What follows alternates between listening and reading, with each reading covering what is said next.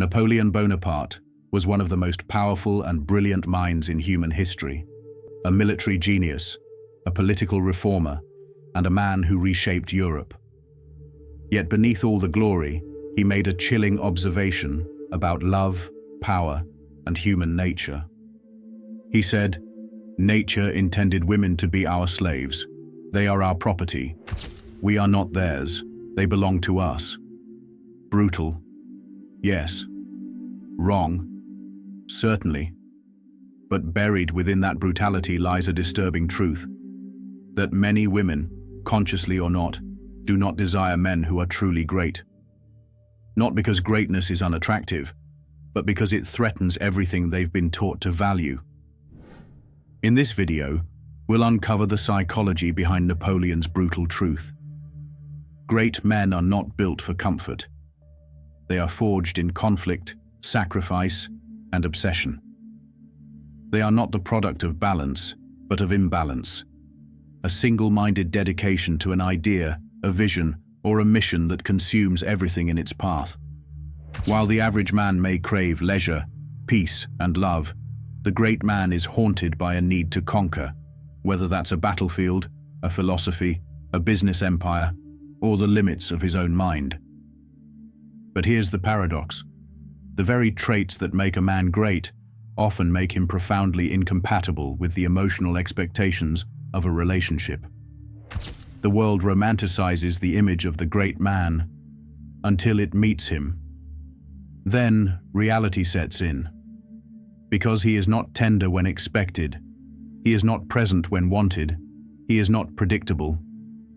He is often consumed by internal wars and external responsibilities that leave little room for casual affection or emotional hand-holding.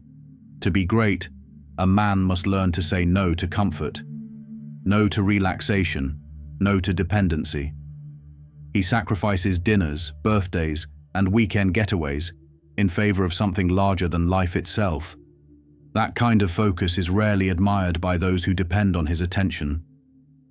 While he's thinking about building an empire, she may just want him to listen, to show up emotionally, to remember the small things.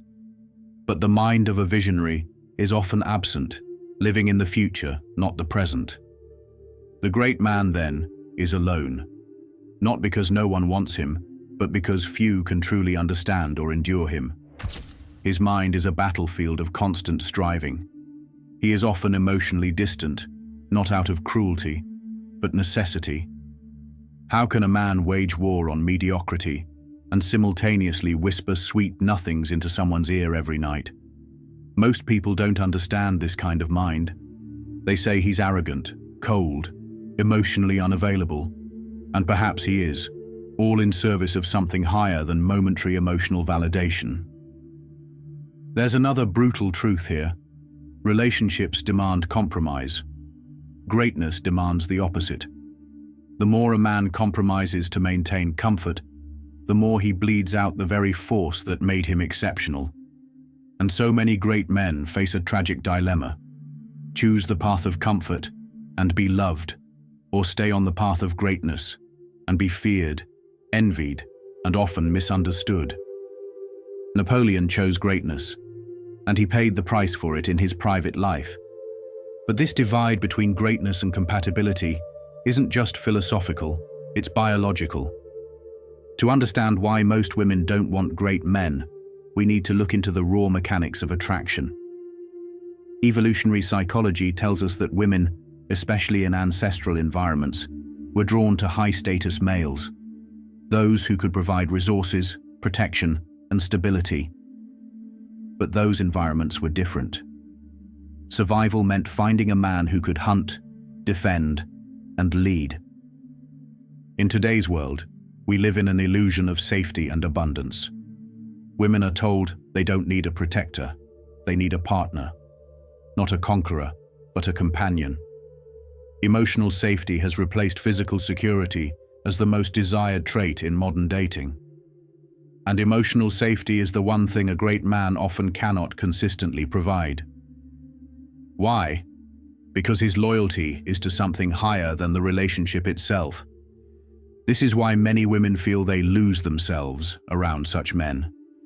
A man who is too ambitious, too intense, too focused. He makes them feel secondary. He's not prioritizing them because he's prioritizing greatness.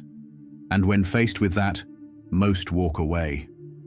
Or worse, they try to change him, to tame him, to make him more accessible. But if you succeed in taming a lion, you no longer have a lion, you have a house cat. This is not to demonize women. Many are caught in a deep internal conflict. Part of them is magnetically drawn to power, intensity, and dominance. But another part, the socialized part, has been taught to desire softness, emotional openness, and equality. When a man is too driven, too dominant, too powerful, it activates both attraction and fear. He becomes both the fantasy and the threat. And most will not risk that danger. Napoleon knew this long before modern psychology existed. He saw it in Josephine. He saw it in the women who admired him from afar, but could never love him up close. He saw how greatness isolates, not just politically, but intimately. The very force that makes men extraordinary often leaves them emotionally unreachable. So the evolutionary equation has shifted. The modern woman, living in relative security and independence, no longer needs a warrior. She wants connection, softness, stability. But the man who is obsessed with greatness offers none of that. Not because he's incapable, but because it's simply not his mission. This is why many women don't truly want great men. They may admire them, fantasize about them, read their biographies, but they rarely marry them. Because to be with a great man is to live in the background of something bigger than you. And most people, understandably, don't want to be a footnote in someone else's story. For all his military genius and political mastery, there was one battle Napoleon could never win, the battle for Josephine's heart. And that failure haunted him more than any lost campaign.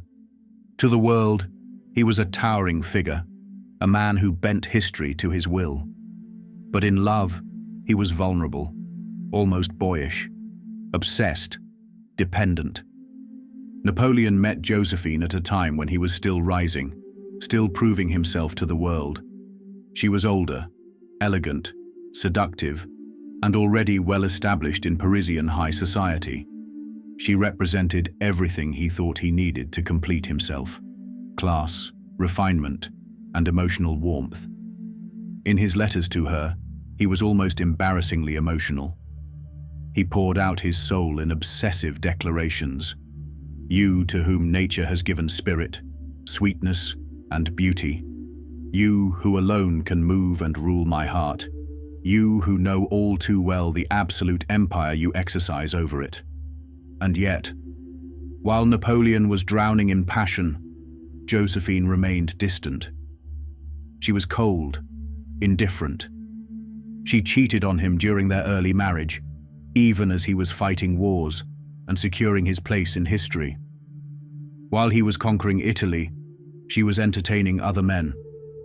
And despite all his victories, despite the fact that he was becoming one of the most powerful men in Europe, he could not make her truly love him, at least not when he loved her most. This irony is central to understanding Napoleon's brutal awakening, that greatness does not guarantee love. In fact, it may obstruct it. He could force kings to kneel.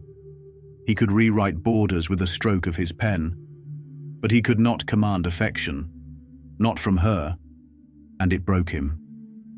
What's most haunting about this story is what happened later. Eventually, after years of betrayal and emotional distance, Napoleon emotionally detached. He stopped writing. He withdrew his affection. And only then, only when he no longer needed her, did Josephine finally fall for him. She became the one who longed for his attention. She wrote him with desperation. She pleaded. But it was too late. By that time, Napoleon had shifted. He had grown beyond the need for emotional validation from someone who had once looked down on him. This reversal reveals a disturbing truth about many human relationships, not just Napoleon's. We often value what is out of reach, and we chase those who withhold from us what we freely ignore when offered. Napoleon's tragedy was not just personal, it was universal. In Josephine, he saw not only a woman he loved, but a mirror reflecting a deeper truth, that even the most powerful man can be emotionally powerless in the face of love. That greatness in the external world does not always translate to dominance in the emotional one. And that love is not won through conquest, but through mystery, timing, and a strange dance of presence and absence. There's something else here, something darker. Napoleon's obsession with Josephine may not have been love in the purest sense, but a hunger for recognition from the one person who withheld it. It wasn't just about affection, it was about conquest of the emotional kind. And in that arena, Josephine was the victor. She didn't need to command armies. She didn't need to wear a crown. With her indifference alone, she made the Emperor of France feel small. And that is why her power over him was so absolute, because it wasn't based on reason, merit, or accomplishment. It was emotional. And no amount of brilliance can shield a man from the pain of unreciprocated love. This is why Napoleon's story is more than history. It's a psychological parable, a warning, a revelation. Even the greatest men, the most admired, the most accomplished, can find themselves weak in the hands of someone emotionally detached. And often, it is that detachment, that lack of need, that draws them in deeper. Josephine taught Napoleon a brutal lesson. You can rule the world and still be a beggar in love. And for many men, that is the most terrifying truth of all. There's a quiet fear that lurks beneath the surface of most relationships, one that rarely gets spoken aloud, but guides countless decisions. It's the fear of being outshined. When a man is truly exceptional, when his presence alone forces others to reckon with their own limitations, he doesn't just inspire, he intimidates. Most people are not prepared to stand beside a man who reflects back everything they haven't become. His discipline reminds them of their laziness. His vision reminds them of their short-sightedness. His ambition makes their contentment look like complacency. This is especially true in romantic dynamics. A great man becomes a mirror that exposes the insecurities of those closest to him. He doesn't mean to. He doesn't even need to say anything. His very existence is enough. And over time, that presence becomes exhausting for those who are not internally secure. Many women say they want a strong man, a driven man, a leader. But very few truly understand what it means to be with someone like that. A man with a mission does not orbit around anyone. He builds his own solar system. And if you step into it, you must be prepared to feel insignificant at times. Not because he makes you feel small, but because his purpose is so much bigger than comfort, validation, or even love. That's the part no one talks about. Being with a great man often feels like being second to his work, second to his vision, second to a fire that burns so hot, it sometimes scorches everyone close to it. It's not malice. It's not emotional neglect. It's simply the nature of greatness. This is why many women, even unconsciously, will reject such men. Not because they are undesirable, but because they are overwhelming.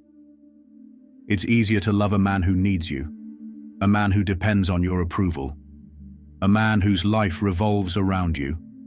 That dynamic creates comfort, certainty, and emotional power. But the great man doesn't orbit anyone. He is the sun, and standing too close can burn.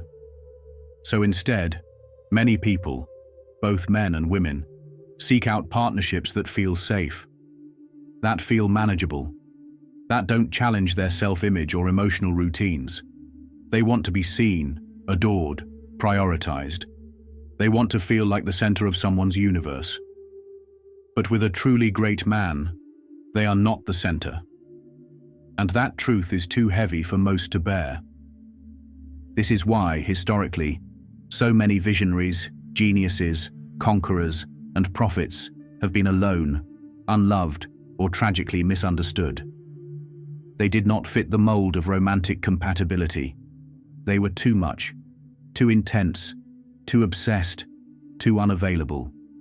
And in a world that equates love with emotional security, they were seen not as desirable, but as difficult.